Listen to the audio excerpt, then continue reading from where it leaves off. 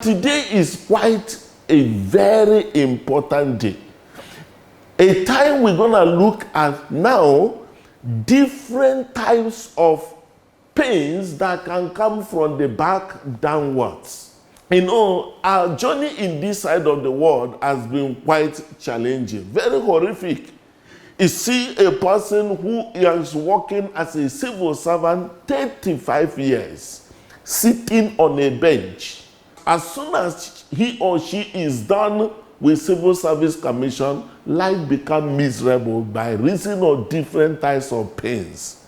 And I will tell you how this can be dealt with when it has to do with different types of waist pain, some of which what you can do in their own peculiar situation. And it's going to be something that you learn today, you share with as many what to do before the worst happens. Let's fundamentally look at this structure. If you have been a student of this very program, you should understand what we mentioned, that from the base of your neck down to the waist, that we have about 33 pieces of bone joined together. You remember then? Now, today we're going to look at different types of problems that can come from the back, for which issue of back pain, waist pain traveling from any place, traveling that you can't raise up your hand, and all those kind of stuff. Now look at this. You have here now, the bones are all joined together and separated by this, what is called the disc, okay? This is what is called the vertebral disc. That is number one thing. So we are having today something that has to do with the bone itself. We are having the vertebrae separating them. And one more thing is that if you check out here, you can see also bones. And I think I can give you a better quality here. If you look at this gives us a little information on what happened in that line. Then you have this very bone joined together to this, but separated by what is called disc. All right? But you know what? If this be the only thing that you are standing with, of course it will collapse. It can easily have problem. And then you have this, what is called facet joints. These very joints are the ones that help the spine to balance. Okay? It helps the spine that when you are making a movement this way and other, the spine is called stable. So by reason of this understanding, the problem of your neck, back pain, waist pain, and all that you are having could come from, number one, it could come from the issue of this very disc. Then you have another problem which can come from here. In other words, any person that has a problem that has to do with this very bone, something happening to it, or this very disc, something happening to it, or this very joint, that very person is bound to have a problem. So let's look at what could happen to them one by one.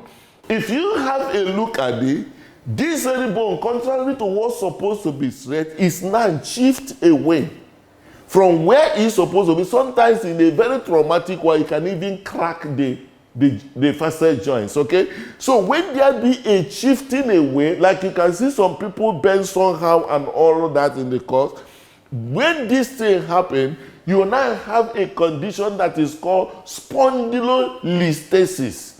Spondylolisthesis happens when these very slides away from each other, and this will be in position to cause a lot of pain on the effect of the joints, and also pains on what can happen in the neck. You can also have a scenario in that joints, that very facet joints, there can be arthritis. This very person having arthritis or this very facet joint will have pains. Severe pain, I can tell you. Now, the one other thing that could also happen, and that is the one we see now, we are talking about with the vertebral disc, which in most cases we hear that you have lumbar spondylosis, cervical spondylosis, or whatever spondy, which I remember mentioned last time. Spondy means spine in Latin, and losis means problems, all right? So looking at all this also could be in position to come up as part of the the problem they mentioned there. If you look at the disc, and this disc is quite normal, all right? And we also pointed out in our last meeting, you can have the one that is already looking weak, degenerated. It don't dey like Bago Super Sack, we don't want tire. All right, you can see another one that bulges like a football. It is still a problem. And you can see one that can burst.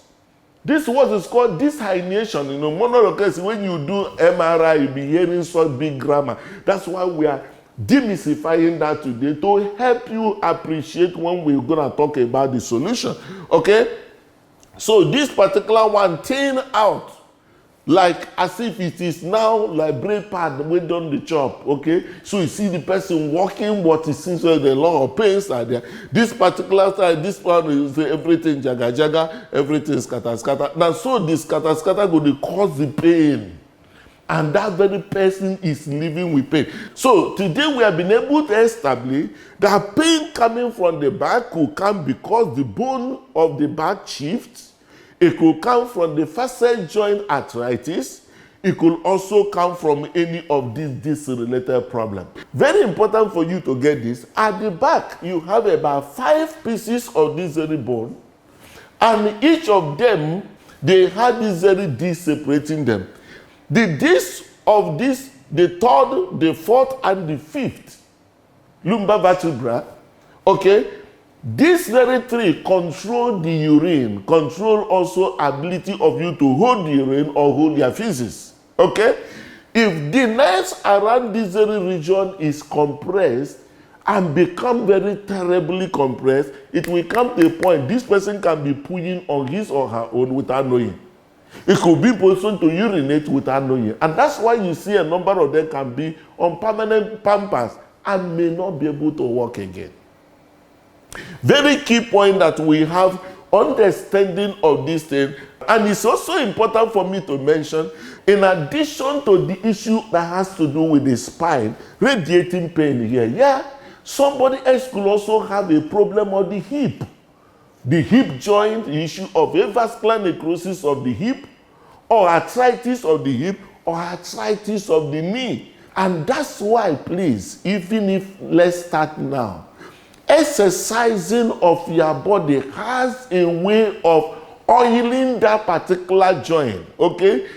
Exercise of your back in these 3 dimensions, if not for any other thing, these 3 types of exercise can strengthen the muscles of the back, and by so doing be able to stabilize your joints as you make progress in the journey of life. Okay, now in a scenario where there is pain, of course you know the pain is just there. 3 things you can do. Medications are available for you to be in position to take, and taking of those medications has to be with caution to avoid the issue of ulcer. So you support it with food and otherwise taking it. Additionally, there is currently a targeted injection that can be given to the back. Now, you know, before you give that injection, there should be an absolute isolation of the point. We have mentioned, number 1, that the problem could come from the issue of the disc. It could come from the issue that has to do with facet joints. Not necessarily that it's just on those very discs only. It could come from facet joints arthritis. And if that happens, you need to have a targeted injection. That is the modern practice in this very case. Not like shooting up epidural anywhere it goes. No, you can now have a targeted injection in those areas. Okay? The injection could be issue of the nerve root block, okay, or it could be an issue of epidural, but that should be targeted, for which that particular result can be there, added with improving exercise in a function. As in the case of spondylolisthesis, okay, or the issue that has to do with this very spine, at this very junction, if there is issue of disc herniation, a discectomy now can be done. Permit me to tell you, majority of the spine surgery right now is minimal invasive. Very, very minimal. In the such that direct to whatever causes this very pain, address, and this very person can get up and start working. In most of the cases, without a need of even physiotherapy. It's an interesting thing happening in our time. But you know, we are in a society where everybody will say, please don't go out for spine surgery. If you don't go for spine surgery, you can be paralyzed. That is very important thing. But because of the previous approach to it, most times people say, no, I don't want to go for spine surgery. But if you do not go, you also beckoning for overall paralysis of the engagement apart from the pain. So if it comes to a point where that is necessary, today you can be in position to a scenario where there is a stenosis, a narrowing. You could be in position to do what is called spinal decompression and stabilization over this bone. And it will not be able, and it won't be able to cross the nerve that is actually right there. Very, very important for us to understand that today you start off stabilizing your body by exercise, okay? And secondly, you could be in position to consider medication, the issue of spinal injection, which is now today targeted. And the last one is that when it becomes necessary for spine intervention, do not delay. Delay could be terribly disastrous. I can tell you. In a scenario where there is also issue that has to do with osteoarthritis, you can get what is called today painless and minimal stitch knee replacement surgery. The same can also be done for hip, and a number of issues that center on bone can today, in our time, with latest technology available, excellently addressed, and you can bounce back to life again with a painless experience once more again. The greatest gift that can be given to somebody who has arthritis is not giving the person a car. It is not car that the person needs at that particular time. What the person needs is solution to the problem that will relieve that person of that pain, because it's very painful and it makes you sad. Even to eat food, sometimes you won't be happy to eat the food. Sometimes you feel like dying.